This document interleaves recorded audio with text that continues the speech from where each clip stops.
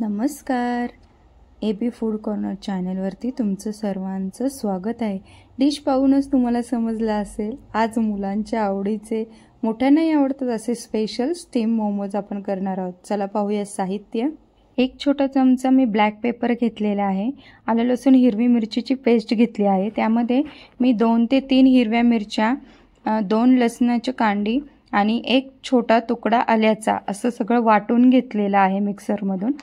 त्यानंतर 1 वाटी मी पनीर घेतलेला आहे बारीक करून, 1 वाटी मी गाजर घेतलेला आहे चॉप करून, 2 वाट्या मी कोबी घेतलेला आहे चॉप करून, 1 वाटी कांदा पात मी चॉप करून घेतलेली आहे. चवीनुसार मीठ आहे आणि बटर आहे.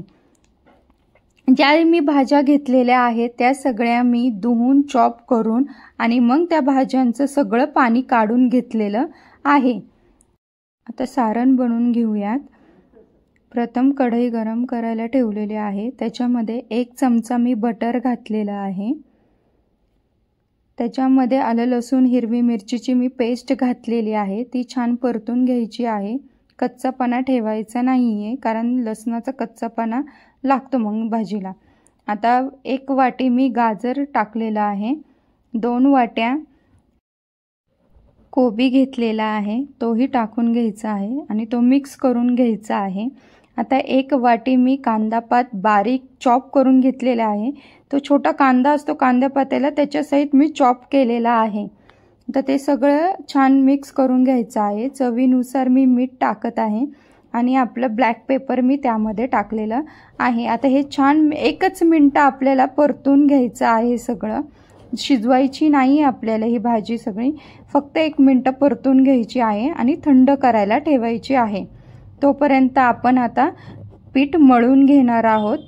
पिठासाठी 1.5 कप मी मैदा, चवीनुसार मीठ आणि पाणी घेतले आहे. आता पीठ मळून घेऊयात.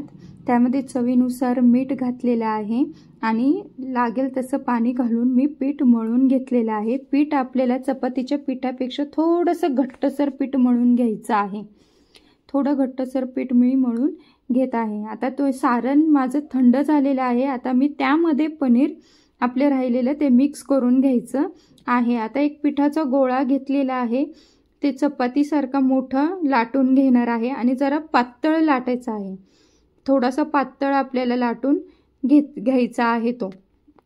आणि एका डब्याच्या झाकणाच्या साहाय्याने मी त्याला गोल आकार दिलेला आहे, जेणेकरून सेम आकाराचे आपले मोमोज छान असे तयार होतील. आता ती एक छोटीशी पुरी मी हातावर घेतलेली आहे. हाताच्या मधोमध थोडासा खोलगटपणा करून मी त्यामध्ये नाही का सारण भरून घेतलेलं आहे 2 बोटांच्या मध्ये.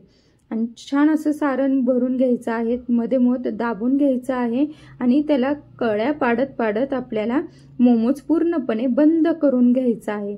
तुम्ही पाहू शकता छान असा मोमोज आपला तयार झालेला आहे. अजून एकदा मी तुम्हाला दाखवते.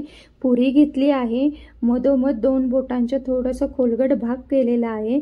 त्यामध्ये मी सारण भरत आहे. भरपूर सारण भरायचं आहे आणि भरतानाच ते दाबून थोडंसं घ्यायचं आहे, जेणेकरून आपलं सारण बाहेर येणार नाही. आता मध्ये थोडंसं फोल्ड करायचं आहे. जिथं गडी पाडणार आहे स्टार्टिंगला, तिथं मी काय केलेलं आहे, आधी थोडंसं फोल्ड करून घेतलेलं आहे. साईडला 2 कळ्या पाडून घेतल्या. त्या कळ्या मधोमध मी जॉईंट करून घेतल्या आणि मध्ये त्याला दाब द्यायचा आहे. दाब दिला की पुन्हा कळ्याकडेच्या 2 जॉईंट करून घ्यायच्या, पुन्हा मध्ये थोडंसं दाब द्यायचा. असं करत करत पूर्ण मोमोज आपला काय करायचा आहे, बंद करायचा आहे आणि मध्ये मध्ये जे सारण बाहेर येत आहे ते दाबून घ्यायचं आहे. तुम्ही पाहू शकता मध्ये मध्ये जे सारण येते मी दाबून घेत आहे आणि साईडला ज्या कळ्या पडत चालल्या त्या मी मध्ये जॉईंट करून घेत आहे. असं आपलं पूर्णपणे मोमोज बंद करून छान झालेला आहे.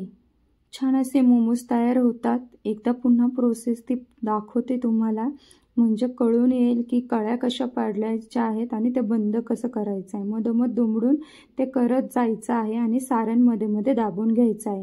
आता मी आधीच स्टीमरमध्ये पाणी गरम करायला ठेवलं होतं.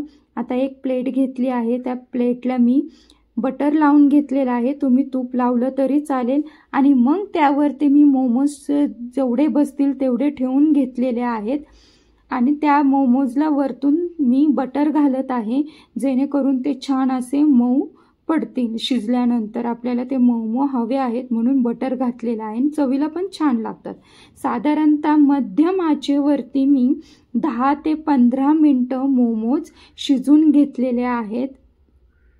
तुम्ही पाहू शकता छान अशी वाफ आलेली आहे. त्यांचा कलर पण बदलतो शिजल्यानंतर, त्यांचा कलरसुद्धा थोडासा बदलतो. छान असे शिजलेले आहेत. चेक करावं आपण हात लावून. आपल्या हाताला चिटकत नाही आहे ह्याचा अर्थ ते शिजलेले आहेत. छान असे मऊ मऊ पण लागत आहेत हाताला.